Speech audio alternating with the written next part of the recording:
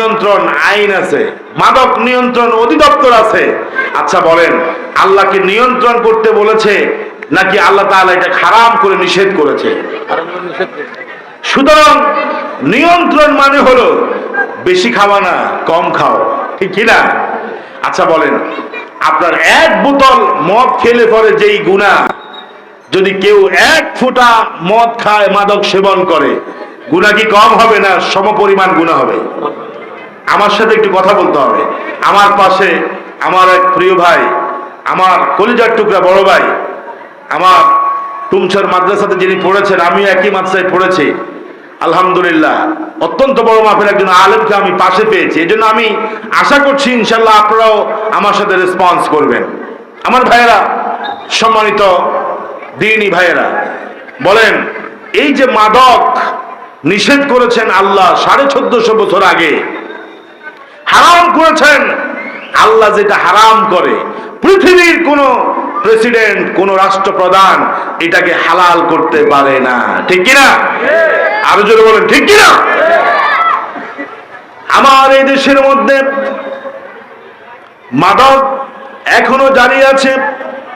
মাদক দ্রব্য প্রতিনিয়ত বিভিন্ন সীমানা দিয়ে বাংলাদেশে প্রবেশ করছে প্রতিনিয়ত। তার কারণ হলো এদেশের মধ্যে যেখানে মাদকটা নিষিদ্ধ হবে সেই সংসদে এখনো আমরা কোরআনটাকে নিতে পারি নাই, ঠিক কিনা? এই সাউন্ড বাড়বে। আমার ভাইয়েরা, স্বাধীনতার পর থেকে 53 বছর অতিক্রম করেছি আমরা। এই 53 বছরে কত মাহফিল হলো, কত সেমিনার হলো, সিম্পোজিয়াম হলো। মসজিদের মিম্বার থেকে খতিব সাহেবরা বজ্র কণ্ঠে মাদকের বিরুদ্ধে কথা বলেন। মাদক বন্ধ হয় না, মাদককে নিয়ন্ত্রণ করা যায় না, কোনোভাবে মাদককে নির্মূল করা যায় না। তার কারণ হলো, যেই সংসদে মাদকটাকে নিষিদ্ধ করা হবে, আইন পাস করে নিষিদ্ধ করা হবে, সেই সংসদে কোরআন না থাকার কারণে কোরআনের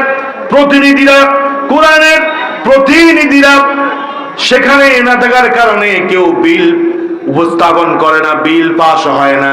এজন্য মাদক যদি নির্মূল করতে হয় আল্লাহর কোরআনটাকে সংসদে নিতে হবে, ঠিক কিনা? আওয়াজ দেন নাই, আপনারা মনে হয় বুঝেন না। আমার কথা কি বুঝেন? আমি তো আপনাদের লক্ষ্মীপুরের সন্তান, আপনাদের কাছের মানুষ।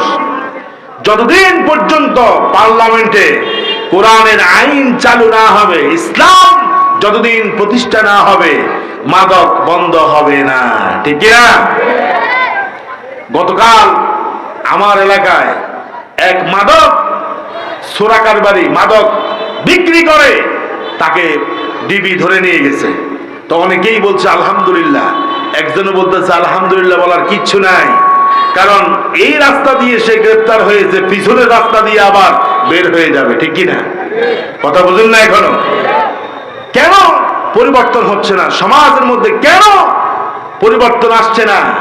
কারণ যারা আইন প্রণেতা, যারা প্রশাসনের মধ্যে আছে, এদের মধ্যে দুর্নীতিবাজ, ঘুষখোর অফিসার থাকার কারণে এক জায়গা দিয়ে অপরাধী ঢুকে আরেক জায়গা দিয়ে অপরাধী বের হয়ে যায়, ঠিক কিনা?